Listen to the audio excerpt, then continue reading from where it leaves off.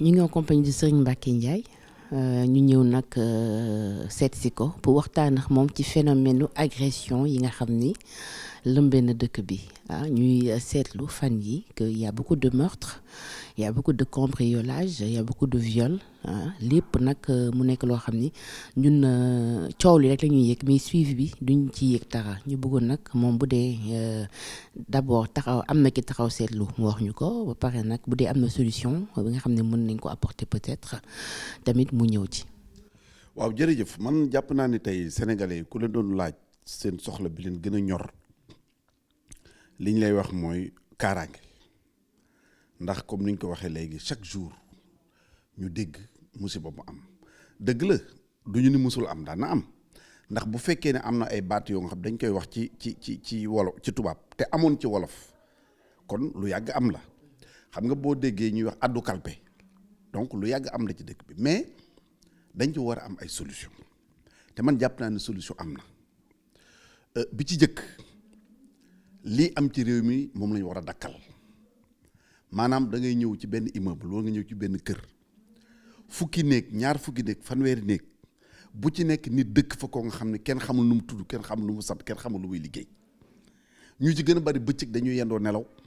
bala ñuy génn 6 heures jot 7 heures jot ñu solu dugg ci biir dëkk bi loolu mënul jur jàmm kon loolu saafara bi ci jëkk mooy gouvernement moo war a jël responsabilité ku yorati sa kër di ko loué wala ab néeg wala même bitik ka nga koy loué non seulement da nga war a signer contrat en bonne et due forme mais carte d'identité am wala passeport am bu dee ni dëkkul ci réew mi da nga ko ciy boole joxe ko police wala gendarmerie joxe ko également ci mairie bi loolu mooy mën a tax police ak gendarmerie comme ni ñu koy defee ci ay yeneen dëkk parce que am na dëkk yoo nga xam même pour nga toxu dëkk ak dëkk sax da nga dem police ñu identifier la xam yaay kan ak fan nga jëm donc loolu mooy tax police wala gendarmerie suivant les cas dina mën a ñëw dugg ci dëkk dugg ci koñ dugg ci kër def ay contrôle xam ñan ñoo nekk ci kër gi ñan ñoo fa dëkk je pense que loolu mooy mesure bi ci njëkk bi ci topp gouvernement mi ngi def ay effort di recruter ay policiers di recruter ay gendarmes di leen armer mais ñëpp xam nañ ne doyuñu puisque doyuñu bërëb la fay tooy moo fay la fay ñuul moo fay ñàkk militaires yi ñu ngi ci caserne yi macha allah ñu former leen jàngal leen armer leen wutuñu lu dul ñu leen dem leen liggéey pour ñu dem liggéey donc militaires yooyu nga xam ñoo nekk ci caserne yi ñoom la gouvernement bi war a génne dugal leen ñuy def sécurité parce que bu ñu fàttee ni ministère de l'intérieur ñun dañuy yem rek ci l'intérieur mais dafa nekk ministère de l'intérieur et de la sécurité publique loolu moo ko may tey boo soxlaa gendarmerie wala mu soxla keneen man leen a jëfandikoo donc bu ñu jëlee guddi gu nekk bu ma jël exemple parce que fii violence bi gën a bari ak agression yi ak vol yi banlieue Dakar la Touba Mbacké Kaolack Kaffrine zone yooyu la gën a bari bu ñuy jëloon donc fu mel ni banlieue Dakar chaque nuit guddi gu nekk ñu jël lu ma 200 300 400 militaires tasaare leen ci biir banlieue bi ñu sécuriser ko police féete fii gendarmerie féete fii agression dana fa jeex ñu def ko fu mel ni Touba Mbacké parce que Touba Mbacké boo xoolee dëkk ba màggaay ba muy màgg jéggi na dayoo bu ñu fa defoon tey fukki commissariat du tax mu réglé bu ñu fa defoon fukki brigade de gendarmerie du tax mu réglé kon nañ jël militaires yi bu ñu ñëwee renforcer équipe boobu effectif boobu de sorte que guddi gu nekk da nga leen gis ñu wër encercler dëkk bi wër ko ndombo ñii nekk ci biir dëkk bi ñu mën ko sécuriser loolu mooy deuxième mesure te bu ñu wax ni militaire loolu du seen rôle la parce que tey boo demee Casamance dëkk yu bëri wala yoon yu bëri soo fay jaar militaire yi ngay fekk ñu def seen i check point di contrôle nit ñi nañ koy defee en Casamance parce que Casamance ci biir Sénégal la bokk mën nañ ko defee fii ci biir dëkk yi pour que sécurité mën fi am troisième mesure également gouvernement mi ngi ci def effort mais des na lu bëri mooy éclairage ndax bu ngeen fàttali ko Sénégal 1960 ba 2000 dëkku àll yi téeméer yoo ci jël juróom-benn ñoo ci amoon courant muy 6%. De 2012 à 2019 astafurlah de 2000 à 2012 président Abdoulaye Wade yóbbu ko dolli ci 18% donc mu nekk 24% en 2019 bi Macky Sall ñëwee jël pouvoir bi 2019 ba 2012 ba 2019 mu yóbbu ko à 50%. Donc am na effort yu ñu ci def les différents gouvernements mais des na donc nañu góorgóorlu yokk éclairage bi donc ñetti décisions bu ñu ko jëlee parce que éclairage bi sax mën nga ni il faut de l'argent il faut des moyens il faut du temps pour ñu def ko mais yeneen mesures yu jiitu yi jooni la tey bu neexoon gouvernement bi tey ci guddi tey ñu ni gendarmerie génn ñu ni armée bi génn leen sillonné dëkk bi parce que nag dañu waxante dëgg bu population bi menacé gouvernement bi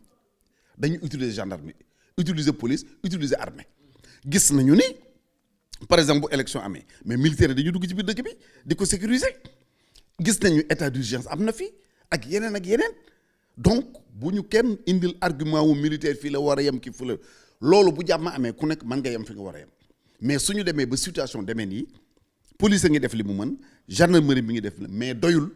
nañu indi encore fois les militaires renforcer la sécurité bu ñu ko defee en un mois dootu dégg agression am ci biir Sénégal donc loolu laa jàpp ni mooy mesure yi nga xam ne moom la ñu war a jël. am na solo ñu bëggoon nag nga wax ñu sa xalaat ci ministère de l'intérieur parce que il faut se dire aussi que agression amoon na mais ce genre d'agression amul woon est-ce que ñu ngi liggéey est-ce que ñoom ils sont pas plus penchés sur la politique bu fekkee ni Sénégal dañu ne un pays émergent je pense que l'émergence commence par la sécurité de la population. xam nga xalaat ni ministère de l'intérieur liggéeyam daf ko jëme ci politique dégg naa sax tey ku ko wax ci benn mais ñàkk xam-xam magatul loolu yàlla na yàgg mais dëkk yi ñu wër yëpp yaa ngi fa dégg ay terroristes Sénégal bis bu yàlla sàkk c'est-à-dire que ministère de l'intérieur résultat yi muy am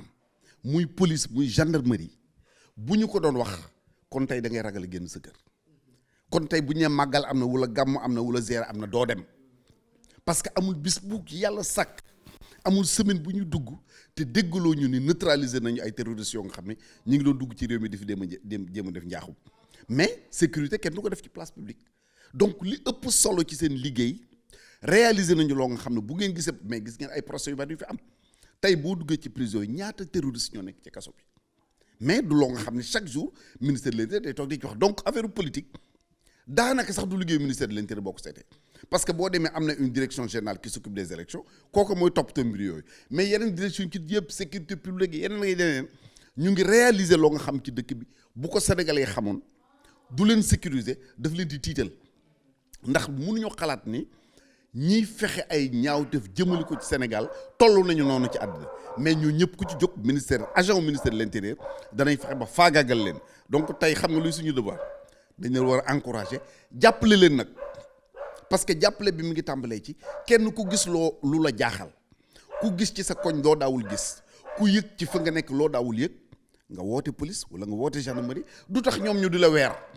mais information boobu ñoom dañ koy soxla pour que seen liggéey mën a gën a jël donc vraiment bravo au ministère de l'intérieur parce que liggéey bi ñu def c'est un travail extraordinaire. est-ce que population yi duñu ragal boole bi en plus dañoo nekk jamono boo xam ni quand même en 2020